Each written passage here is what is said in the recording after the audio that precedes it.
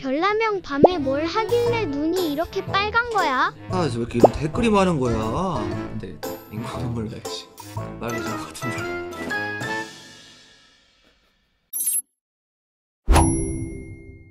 안녕하세요, 별남입니다. 오늘은 테크위크 시간인데요. 이번 시간에는 아이패드 소식부터 아이폰 소식, 그리고 iOS 18 소식까지 같이 가지고 왔습니다. 그럼 어떤 소식이 있는지 바로 보시죠.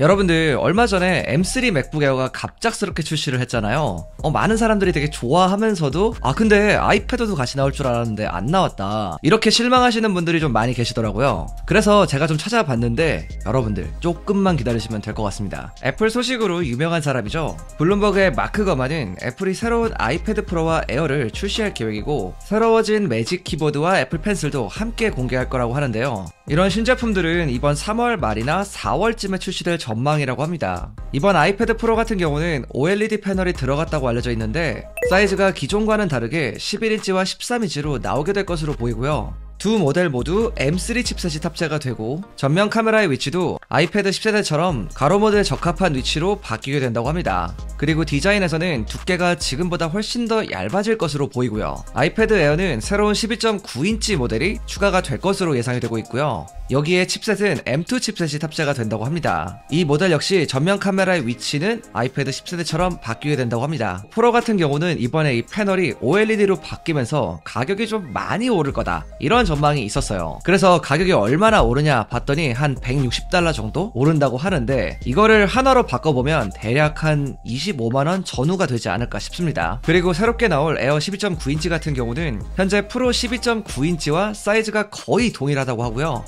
다만 미니 LED 대신에 기존과 같은 LCD 패널이 들어가게 된다고 합니다. 제가 이 소식을 듣고 이거 꽤 괜찮겠다, 이런 생각이 들었어요. 원래 아이패드 에어 같은 경우는 기존에 11인치 이거 하나로만 나왔잖아요. 그래서 뭔가 화면은 큰 거를 쓰고 싶은데 나는 프로만큼 비싼 돈을 주고 사고 싶진 않다, 이러신 분들도 많이 계셨잖아요. 이런 분들한테는 이제 좀 좋은 옵션이 생겼다, 이렇게 볼 수가 있을 것 같고, 실제로 여러분들 작년 같은 경우에 아이패드가 한 개도 나오지가 않았어요. 그래서 이 출시 소식은 제법 가능성이 높은 소식이다, 이렇게 볼 수 있을 것 같고요. 그리고 출시를 한다고 하더라도 이벤트는 따로 하지 않을 예정이라고 합니다. 그냥 이번에 맥북 에어처럼 좀 깜짝 출시가 되지 않을까 싶어요. 어쨌든 이번에 아이패드 프로나 에어 구매하시려고 하셨던 분들은 잠깐만 기다려 보시는 것도 좋을 것 같습니다.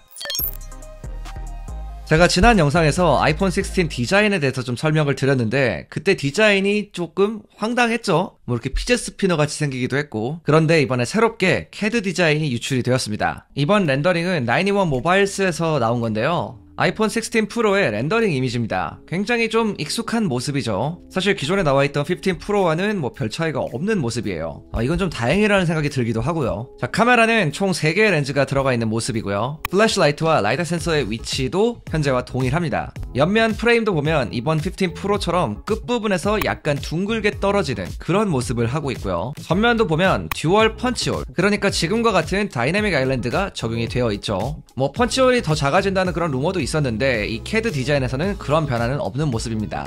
전체적으로 거의 변화가 없다고 볼 수 있는데, 자세히 보면 몇 가지 변화는 있어요. 일단 새로운 버튼이 하나 생겼고요. 이 버튼은 전원 버튼 아래에 하나 생긴 건데, 이 버튼이 바로 캡처 버튼입니다. 원래 미국판 아이폰에는 이 위치에 밀리미터파 안테나가 들어가 있었어요. 이 부분에 이제 캡처 버튼이 새로 생긴 거고요. 그리고 이 버튼은 물리식 버튼이 아니라 정전식 버튼이라고 해가지고, 여러분들 아이폰 SE 써보신 분들은 아실 거예요. 홈 버튼 있죠? 이게 실제로 눌리는 버튼이 아니라 누르는 느낌이 나는 그런 버튼이라고 보시면 됩니다. 그러니까 누르는 순간 햅틱 피드백이 오는 거죠. 이 캡처 버튼에는 카메라에 관련된 기능이 들어가게 될 거라고 알려져 있는데, 여러분들 카메라 셔터 살짝 눌렀을 때 이렇게 반셔터로 포커스 잡아주는 그런 기능 아시죠? 뭐 이런 기능이 들어갈 수도 있다고 하고, 또는 확대를 하거나 축소하는 기능, 이런 기능까지도 예상이 되고 있습니다. 그리고 반대편을 보면 액션 버튼이 보이는데, 기존에 들어가 있던 액션 버튼 사이즈보다는 조금 더 커졌죠. 이제는 거의 볼륨 버튼만큼 커졌는데, 이렇게 나오면 사용하기에 조금 더 편할 것 같긴 해요. 제품의 상세 크기도 한번 보면 아이폰 16 프로는 149.6mm에 71.4mm, 그리고 두께는 8.4mm라고 하는데, 이건 15 프로와 비교를 해보면 약간 더 길고 더 넓고 또 두꺼워진 걸 알 수가 있어요. 한마디로 더 커진 거죠. 이렇게 커지게 되면서 디스플레이 사이즈도 기존 6.1인치에서 약간 증가한 6.3인치로 바뀌게 된다고 합니다. 프로 맥스는 이런 렌더링이 아직 안 나왔지만 이번에 6.9인치 화면이 들어갈 거라는 얘기가 있죠. 그리고 중요한 게 제품 사이즈가 커지면서 무게도 증가할 거라고 하는데, 사실 아이폰 프로 라인업은 제품 자체가 가벼운 편이 아니에요. 물론 15 프로에서 무게를 좀 줄이긴 했어요, 이 티타늄이 들어가면서. 그런데 다시 증가한다면 이거는 좀 프로 라인업을 선택할 때 살짝은 좀 고민이 될 수 있는 부분이겠다, 이런 생각은 좀 들더라고요. 아이폰 16도 CAD 파일이 공개가 되었는데 이미지를 보면 후면 카메라 섬이 좀 많이 변했죠. 원래는 정사각형 모양으로 되어 있었는데 이번에 나온 걸 보면 세로로 길쭉하게 들어가 있습니다. 그리고 플래시도 카메라 섬 밖으로 빠져 있고요. 이렇게 변하게 되면 카메라 렌즈가 대각선이 아닌 일자로 이제 위치하게 되고요. 카메라 섬 크기를 봤을 때 렌즈의 개수는 여전히 2개로 예상이 됩니다. 아마 이건 당분간 변하지 않을 것 같긴 해요. 그리고 옆면 전원 버튼 아래쪽에 약간 다른 색깔로 되어 있는 부분이 보이는데 이게 아마도 캡처 버튼일 거라고 예상을 하고 있습니다.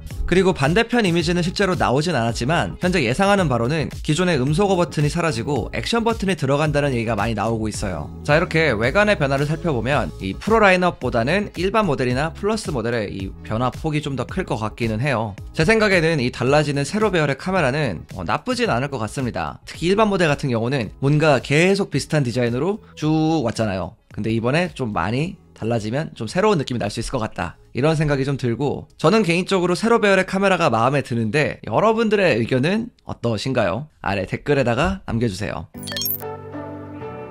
얼마 전 iOS 17.4 정식 업데이트가 되었죠. 사이드 로딩이나 NFC 이런 부분들이 EU에서는 풀리면서 굉장히 좀 많은 기능들이 업데이트가 되었습니다. 내용이 궁금하신 분들은 이제 위에 영상을 참고하시면 될 것 같고요. 이번 아이폰 16에 들어갈 iOS 18이 벌써부터 굉장히 많은 주목을 받고 있어요. 역대급의 변화가 좀 예상이 되고 있는데 이 중에서도 가장 기대가 되는 건 바로 애플의 생성형 AI입니다. 여러분들 아실지 모르겠지만 애플이 얼마 전에 천문학적인 비용을 들인 애플카 프로젝트를 포기했다고 알려졌어요. 거의 한 10조 정도 들어간 엄청난 프로젝트였다고 하는데 이걸 포기하는 대신에 이 리소스들을 이 생성형 AI 개발에 투자하고 있다고 합니다. 얼마 전 팀 쿡이 애플은 생성형 AI를 연구 중이고 올해 굉장히 많은 생성형 AI 기능을 공유할 계획이다, 이렇게 밝혔어요. 최근 스마트폰에서 AI 기능이 들어가게 되면서 이 부분이 아무래도 중요해질 수밖에 없는데, 지금까지 나온 얘기를 정리해보면 iOS 18에서는 시리와 메시지 앱에 AI가 탑재된다고 합니다. 시리 같은 경우는 사용자와 좀 더 자연스러운 대화가 이제 가능해지는 거고요. 좀 더 복잡한 내용의 얘기도 이해할 수 있게 된다고 합니다. 그리고 애플 뮤직에도 AI가 적용이 된다고 하는데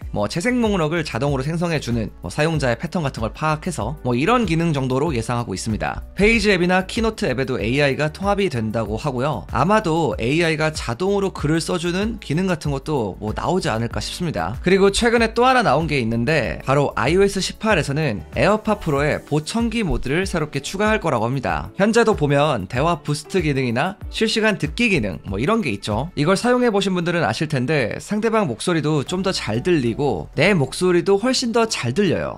이미 이런 기능이 에어팟에 들어가 있다는 게 에어팟이 보청기 역할을 할 수 있다는 좋은 증거라고 볼 수가 있고요. 아마 새로운 보청기 모드도 이런 부분들과 전부 다 통합이 돼서 나오지 않을까 싶습니다. 자, 이렇게 애플이 보청기 기능을 넣을 수 있는 이유가 있는데요. 2022년에 FDA에서 처방전 없이 온라인에서 보청기를 구입할 수 있도록 해줬습니다. 이렇게 되면서 처방전 없이 구매할 수 있는 보청기의 범주가 넓어졌다고 볼 수가 있는 건데 여기에 에어팟이 들어가게 된다는 그런 소리입니다. 미국의 보청기 시장 규모를 결코 무시할 수가 없는 게 이게 거의 100억 달러, 그러니까 우리나라 돈으로 약 13조 원의 규모를 가지고 있다고 합니다. 이 정도면 애플이 관심을 가질 수밖에 없겠죠. 그러니까 애플이 탐을 내는 거예요. 어쨌든 에어팟 프로의 판매도 늘리면서 난청을 겪는 사람들까지 도와주는 일석이조의 기능이 될 것 같은데 이 부분은 한번 기대해봐도 좋을 것 같습니다.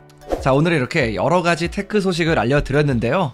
오늘 내용 굉장히 좀 알찬 내용이 많았죠. 여러분들 궁금한 내용 있으면 아래 댓글에 남겨주시고요. 저는 다음 시간에 돌아오겠습니다. 지금까지 별남이었습니다. 바이.